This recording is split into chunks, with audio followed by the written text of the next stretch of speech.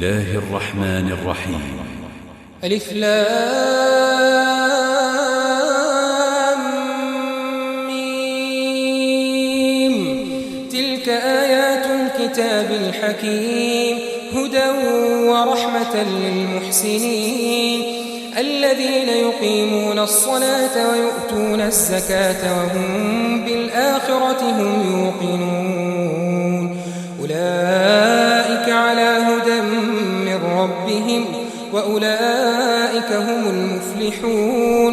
ومن الناس من يشتري لهو الحديث ليضل عن سبيل الله بغير علم ويتخذها هزوا أولئك لهم عذاب مهين.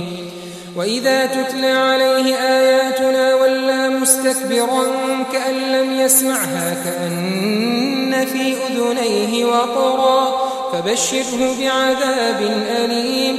إن الذين آمنوا وعملوا الصالحات لهم جنات النعيم خالدين فيها وعد الله حقا وهو العزيز الحكيم. خلق السماوات بغير عمد ترونها وألقى في الأرض رواسي أن تميد بكم وبث فيها من كل دابة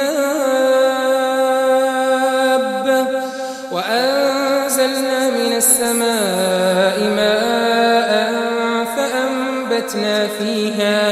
فأنبتنا فيها من كل زوج كريم. هذا خلق